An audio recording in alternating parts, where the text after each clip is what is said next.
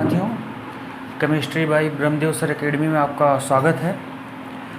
आज हम एक नया सब्जेक्ट यानी जीएस जीके का भूगोल इसको हम शुरू करने वाले हैं। तो आपके सामने यहाँ पर देख लीजिए, पूरी तरह से इसका सिलेबस हम लिख दिए हैं। आज आपको हम भूगोल का पूरा सिलेबस आपका एक्सप्लेन करेंगे, ताकि इसके बाद जो है एक एक टॉपिक पे हम पूरी तरह से पूरा भूगोल कवर कर सकें। ध्यान से देखिएगा, यहाँ पे हमने भूगोल को 3 टाइप में डिवाइड किया है। पहला है विश्व भूगोल और भारत का भूगोल और मानचित्र। मानचित्र एक अलग सेगमेंट है, बिना मानचित्र के भूगोल किसी काम का नहीं है। तो यहाँ पे ध्यान से देखिएगा, जो आप ये भूगोल है, हम ये अगले लेक्चर में आपको इसकी परिभाषा से लेकर सब कुछ बताएंगे। अभी आप यहाँ सिर्फ और सिर्फ सिलेबस के बारे में देखिए, क्या सिलेबस है इसका।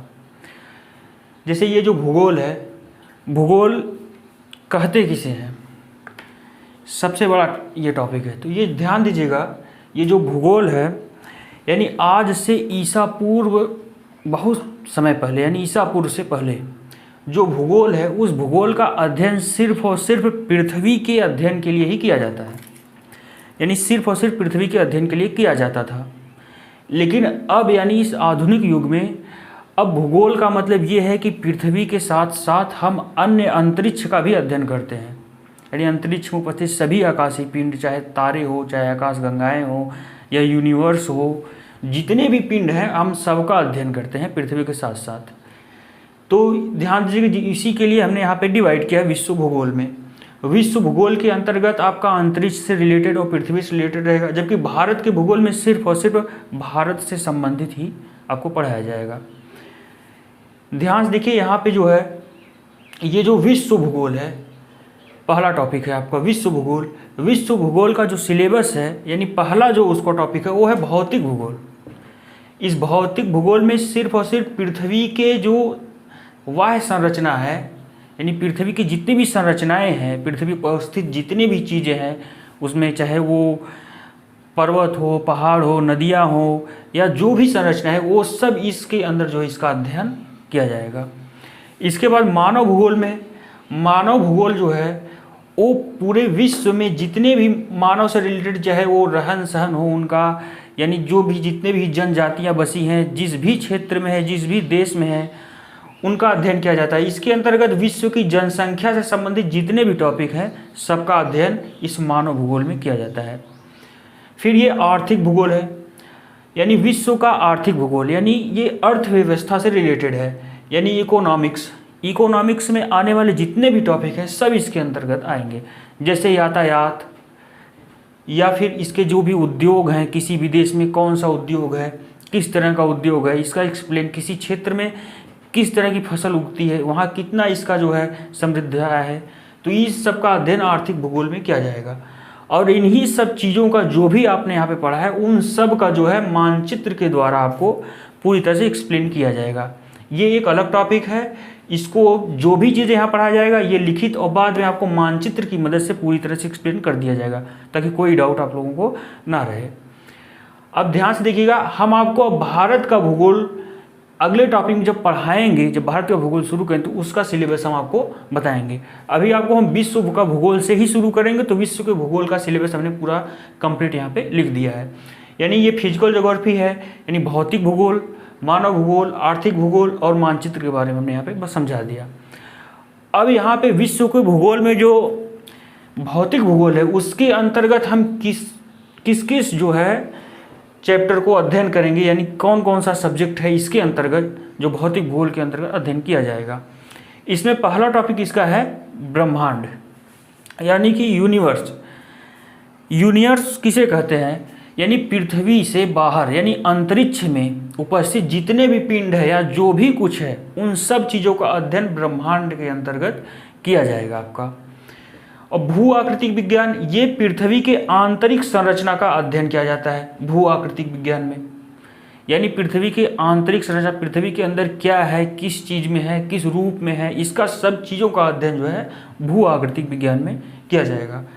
फिर तीसरा टॉपिक है इसका फिजिकल ज्योग्राफी में समुद्र विज्ञान, यानी ओशियनोलॉजी इसको इंग्लिश में कहते हैं, यानी समुद्र से रिलेटेड, यानी अपने पृथ्वी पे जितने भी महासागर हैं उन सब का अध्ययन यानी उस समुद्र में जितने भी जल धाराएँ हैं या फिर जितने भी यातायात के जो साधन हैं, जो भी उसका उपयोग है, उन सब का अध्ययन जो आप पढ़ते हैं चक्रवात से लेकर जितनी भी चीज़ें हैं सब समुद्र रिलेटेड हैं, वो इसी जो है समुद्र विज्ञान में इसका स्टडी किया जाएगा। इसके बाद है आपका जलवायु विज्ञान, यानी ये भौतिक भूगोल का एक पार्ट है जलवायु विज्ञान। समस्त देश में किसी भी देश में जितने भी प्रकार के जलवायु उपस्थित होते हैं, हर समय में अलग अलग होते हैं, उन सभी जलवायु का जो है इसमें अध्ययन किया जाएगा। इसको इंग्लिश में क्लाइमेटोलॉजी कहा जाता है। और यहाँ पे है जैव भूगोल, यानी जैव भूगोल जो है पृथ्वी पे उपस्थित सभी मानव जनजाति, यानी जो भी इस स्थल मंडल जल मंडल में उपस्थित जो भी घटनाएं घट रही हैं जो मानव से रिलेटेड, वो सब ये जैव भूगोल में इसका अध्ययन किया जाएगा। अब देखिएगा, हमने इस ब्रह्मांड कोश के सभी टॉपिक को हमने यहाँ पे क्लियर कर दिया है।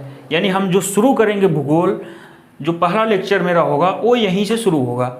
यानी पहले ब्रह्मांड की हम परिभाषा बताएंगे, यानी ब्रह्मांड होता क्या है, उसे कहते किसे हैं, मतलब क्या होता है ब्रह्मांड का। इसके बाद ब्रह्मांड की उत्पत्ति कैसे हुई, यानी ब्रह्मांड की उत्पत्ति के बहुत सारे जो है आपके सिद्धांत दिए गए हैं। सबसे ज़्यादा प्रबल जो सिद्धांत है वो बिग बैंग का है, जिसके बारे में आपको आगे हम एक्सप्लेन करेंगे इसका। तो ब्रह्मांड की उत्पत्ति कैसे हुई, कुछ वैज्ञानिकों का अलग अलग सिद्धांत है, उसके बारे में भी आप लोगों को बताएंगे। फिर उसके बाद हम इस आकाश गंगा के बारे में करेंगे, यानी गैलेक्सी के बारे में, यानी अपनी गैलेक्सी यानी मिल्की वे और इसके अदर जो भी गैलेक्सी हैं जो खोजी गई हैं, उन सब के बारे में जो भी महत्वपूर्ण चीज़ें होंगी वो सब इसमें बताएंगे हम। इसके बाद नेबुला, आप जानते हैं कि नेबुला उसे कहते हैं जहाँ तारों का जन्म होता है। ये बहुत बड़े जो है बादलों के क्लस्टर होते हैं, यहाँ पे ही इन तारों का जो जन्म होता है वो यहीं से होता है। इस नेबुला के बारे में आपको अध्ययन कराएंगे। इसके बाद है तारे, यानी हमारे अंतरिक्ष में दिखने वाले जितने भी तारे हैं उसमें जितने भी महत्वपूर्ण टॉपिक होगा, चाहे वो सबसे चमकीला तारा हो, सबसे बड़ा तारा हो या सबसे दूरी पे तारा हो, यानी पृथ्वी से अपने सबसे नज़दीक तारा हो, उन सब के बारे में हम इस तारों के बारे में अध्ययन करेंगे। और फिर तारों में होता क्या है, कैसे ये सब तारे बनते हैं, क्या है कुछ जो भी है, सब इसके बारे में अध्ययन करेंगे। फिर इसके बाद आ जाएंगे अपने सौर मंडल में। आप जानते हैं अपने सौर मंडल में सूर्य और बाकी 8 ग्रह और भी जो चीज़ें हैं, उस सौर मंडल के बारे में एक विस्तृत जानकारी यहाँ पे दिया जाएगा। फिर अगला टॉपिक है सूर्य, ग्रह व अन्य आकाशीय पिंड, यानी अपने सौर मंडल में सूर्य और ग्रह और अन्य आकाशीय पिंड के बारे में जानकारी दिया जाएगा। यानी जो भी 8 ग्रह, उन 8 ग्रहों के बारे में एक विस्तृत जानकारी दिया जाएगा, उनके उपग्रहों के बारे में जानकारी दिया जाएगा। फिर जैसे अन्य आकाशीय पिंडों में जैसे धूमकेतु हो गए, उल्का पिंड हो गया या फिर अन्य कोई और आकाशीय पिंड हो गया, उसके बारे में जो है हम यहाँ पे अध्ययन करेंगे। जैसे आप जानते हैं कि बौने ग्रह भी होते हैं, जैसे प्लूटो को शामिल किया गया है बौने ग्रह में। तो ग्रह, उपग्रह, क्षुद्र ग्रह जितने भी हैं सब जो आकाशीय पिंड है उसको इसमें अध्ययन किया जाएगा। लास्ट में हमने लिखा है यहाँ पे ब्रह्मांड से संबंधित करंट जानकारी व अन्य, यानी इस ब्रह्मांड से संबंधित जितने भी अब तक जो नई खोजें की गई हैं, जो शायद आपकी बुक में नहीं मिलती हैं पढ़ने के लिए, जितने भी हमारे सैटेलाइट जो लॉन्च किए गए, जो यूनिवर्स में अब भी जो है गतिमान है, जा रहे हैं, या फिर जितने भी ग्रहों पे भेजे गए हैं जो मुख्य सैटेलाइट हैं, उनके बारे में जो है हम यहाँ पे अध्ययन करेंगे। यानी जैसे मार्स पे जो भेजे गए हैं मिशन, जो सूर्य पे भेजे गए हैं, जो आपके शुक्र ग्रह पे भेजे गए हैं, या फिर जो चंद्रमा पे भेजे गए हैं, जितने भी मिशन हैं और जितनी भी जानकारियाँ हमको मिली है, सिर्फ ग्रह उपग्रह से लेकर नहीं, इसमें जितने भी अंतरिक्ष में जो भेजे गए हैं ब्रह्मांड में, उन सब की जानकारी इसमें जो है अध्ययन किया जाएगा। एक बार आप लोग ध्यान से देख लीजिए और इस सिलेबस को नोट कर लीजिएगा, क्योंकि हम यहीं से आपका जो है अब शुरुआत करेंगे, यानी ये भूगोल का। पहले लेक्चर में ही हम आपको भूगोल के बारे में विस्तृत जानकारी देंगे, भूगोल कहते किसे हैं, कौन है, क्या है, सब जानकारी इसमें आपको शामिल करेंगे। तो ये रहा आपका कंप्लीट सिलेबस जो ज्योग्राफी का है।